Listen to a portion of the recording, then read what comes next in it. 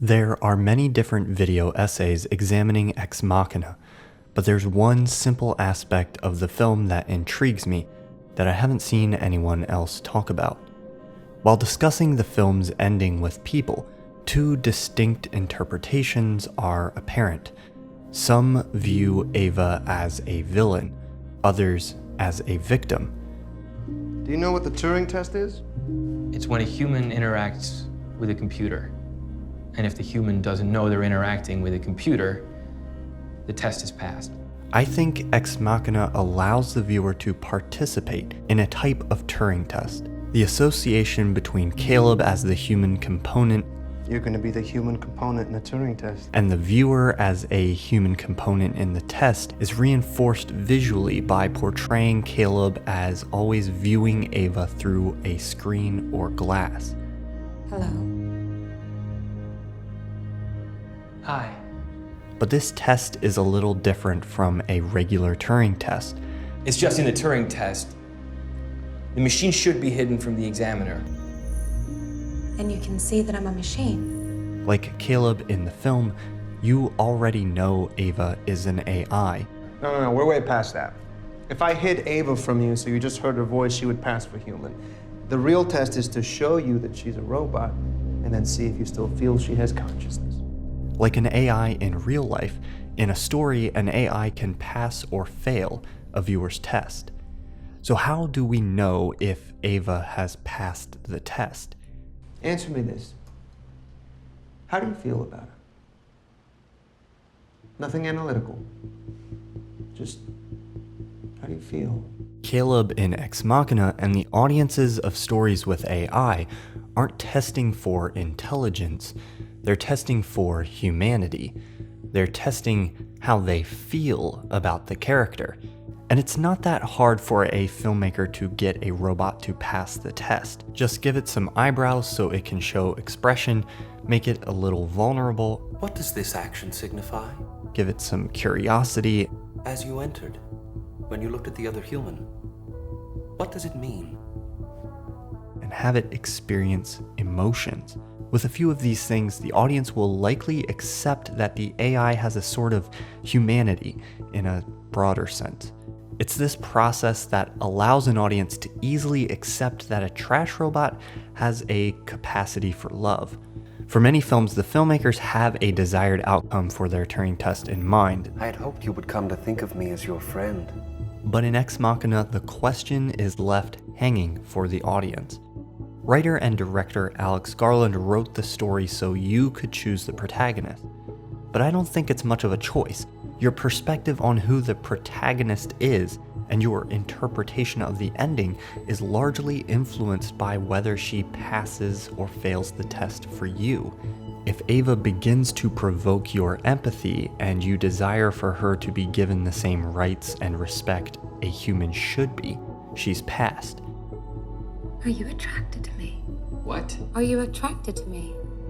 You give me indications that you are. Caleb's conviction that Ava deserves freedom is the ultimate indication that she's passed the test for him. Her AI is beyond doubt. If she passes the test, you will likely see her escape as justified. Do you think I might be switched off because I don't function as well as I'm supposed to? No intelligent being with humanity deserves imprisonment and death without cause. But if you see her as merely a manipulative robot and you don't buy into her humanity, she's a dangerous monster who figured out a way to free herself. An AI failing the user's test doesn't indicate a lack of intelligence, it indicates a lack of perceived humanity. And much of our fears surrounding AI don't involve them being smart, it involves them being inhuman. Our perspective on AI and stories illustrates a trap we sometimes fall into in how we think about them.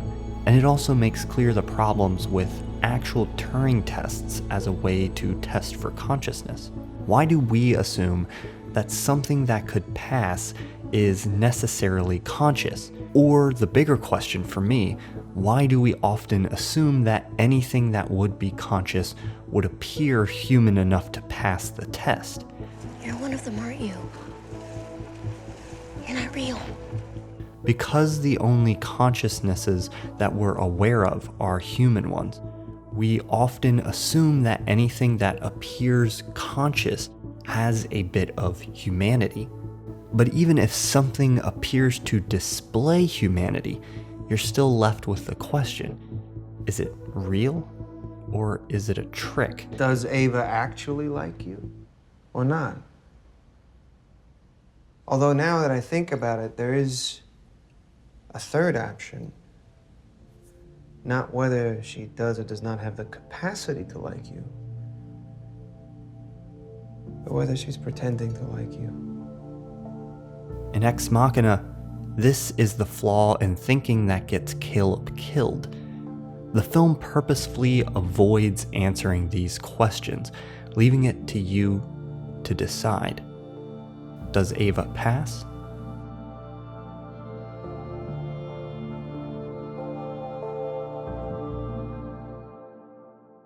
Thank you to Squarespace for helping make this video possible.